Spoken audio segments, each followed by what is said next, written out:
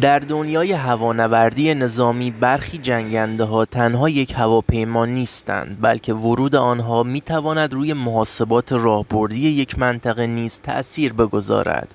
سوخو 35 دقیقاً یکی از همین جنگنده‌هاست. هواپیمایی که بسیاری از کارشناسان آن را پیشرفته‌ترین عضو عملیاتی خانواده روسیه می‌دانند و معتقدند هنوز هم یکی از قدرتمندترین جنگنده‌های نسل 4++ جهان به شمار می رود.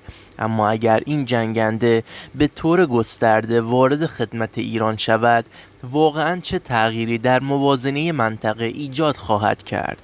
آیا با یک تحول بزرگ روبرو خواهیم شد یا تأثیر آن محدودتر از چیزی است که در رسانه‌ها مطرح می شود؟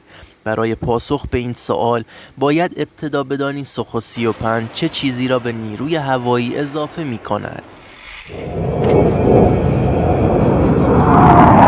مهمترین ویژگی این جنگنده ترکیب برد عملیاتی بالا، توان حمل تسلیحات متنوع، رادار قدرتمند، سامانه‌های الکترونیکی پیشرفته و مانورپذیری فوق‌العاده است. در خلاف بسیاری از جنگنده‌های سبکتر، سوخو 35 برای پوشش مناطق وسیع طراحی شده و میتواند مدت زمان بیشتری در آسمان باقی بماند.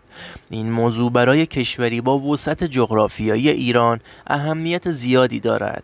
یکی از نکات مهمی که کمتر درباره آن صحبت می شود، تفاوت میان داشتن جنگنده و داشتن توان رزمی مؤثر است. یک هواپیمای مدرن زمانی ارزش واقعی خود را نشان می دهد که در یک شبکه کامل از رادارها، مراکز فرماندهی، سامانه‌های پدافندی و زیرساخت‌های پشتیبانی فعالیت کند. در واقع سوخو 35 به تنهایی معجزه نمی‌کند، اما می‌تواند یک حلقه بسیار قدرتمند در زنجیره دفاع هوایی باشد.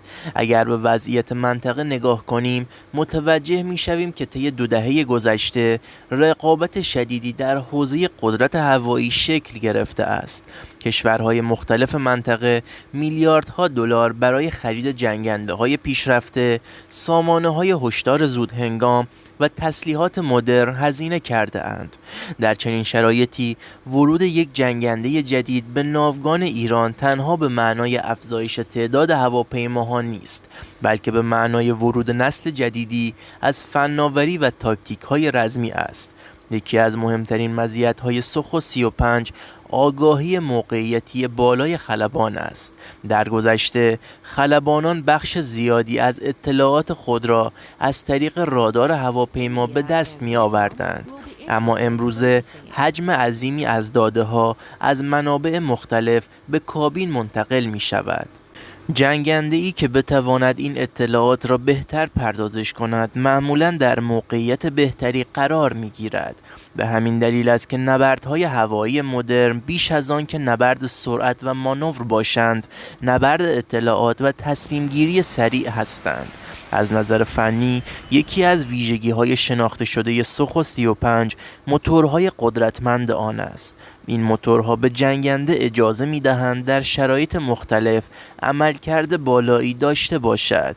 همچنین قابلیت مانورپذیری مشهور این هواپیماها باعث شده در نمایش‌های هوایی توجه زیادی را به خود جلب کند. البته در دنیای واقعی مانورهای نمایشی به تنهایی تعیین کننده نتیجه نبرد نیستند، اما نشان دهنده توانایی بالای طراحی آیرودینامیکی و کنترل پرواز هستند. موضوع مهم دیگر تأثیر سوخو 35 بر مأموریت‌های رهگیری دوربرد است. ایران سالهاست که برای پوشش فضای وسیع خود به جنگنده‌هایی با برد بالا نیاز دارد. هرچه هواپیما بتواند منطقه بیشتری را پوشش دهد و مدت طولانی‌تری در آسمان باقی بماند، انعطاف پذیری بیشتری در اختیار فرماندهان قرار می‌گیرد.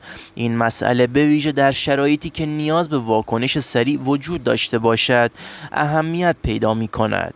اما آیا ورود سوخو 35 باعث برتری کامل ایران در آسمان منطقه خواهد شد؟ احتمالاً خیر. دلیل آن ساده است. قدرت هوایی یک مفهوم چند بعدی است: آموزش خلبانان، تعداد هواپیماهای عملیاتی، زیرساخت‌های تعمیر و نگهداری، کیفیت تسلیحات، سامانه‌های جنگ الکترونیک و حتی تجربه عملیاتی همگی نقش مهمی دارند. به همین دلیل تحلیلگران حرفه‌ای معمولاً از بزرگنمایی یا کوچک‌نمایی بیش از حد توانایی یک جنگنده خودداری می‌کنند. این حال سوخو 35 می‌تواند یک مزیت مهم ایجاد کند: افزایش هزینه محاسباتی برای طرف مقابل. در علوم نظامی بازدارندگی تنها به معنای توان حمله نیست. بازدارندگی یعنی وادار کردن رقیب به این فکر که هر اقدام احتمالی با واکنش مؤثر روبرو خواهد شد. هرچه این هزینه ذهنی و عملیاتی بیشتر باشد، احتمال وقوع تنش کاهش پیدا می کند. نکته جالب دیگر این است که ورود یک جنگنده مدرن معمولاً فقط روی نیروی هوایی تأثیر نمی‌گذارد. این اتفاق می‌تواند موجب توسعه تاکتیک‌های جدید، ارتقای آموزش‌ها و حتی بهبود همکاری میان بخش‌های مختلف نیروهای مسلح شود.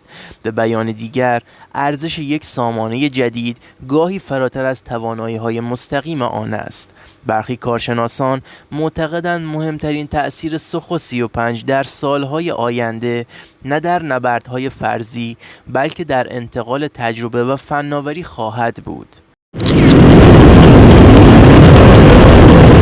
هر نسل جدید از تجهیزات نظامی استانداردهای جدیدی را وارد سازمان می کند. خلبانان با روش‌های تازه آشنا می شوند، تیم‌های فنی مهارت‌های جدید کسب می‌کنند و فرماندهان گزینه‌های بیشتری برای برنامه‌ریزی در اختیار خواهند داشت. از زاویه‌ای دیگر، ورود سوخو 35 می‌تواند تا حدی شکاف میان ناوگان قدیمی و نیازهای امروزی را کاهش دهد.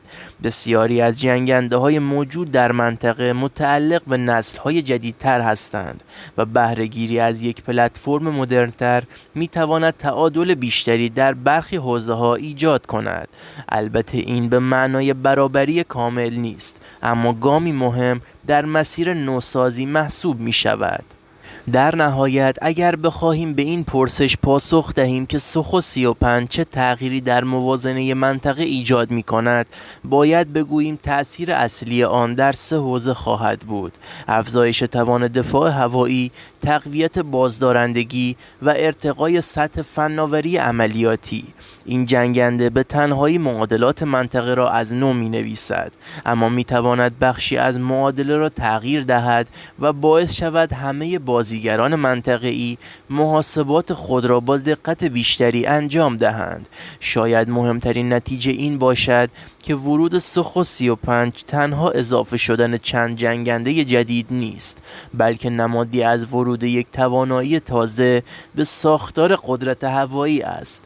توانایی که میتواند در سالهای آینده هم در حوزه آموزش و هم در حوزه بازدارندگی اثراتی فراتر از تعداد واقعی هواپیماها بر جای بگذارد. به همین دلیل است که بسیاری از تحلیلگران نظامی سوخو 35 را نه صرفاً یک جنگنده بلکه یک عامل تاثیرگذار در روند تحول قدرت هوایی منطقه می‌دانند. و اما یک سوال: به نظر شما ایران به چند جنگنده سوخو 35 میتواند دست پیدا کند؟ توی کامنت ها حتما بنویسید.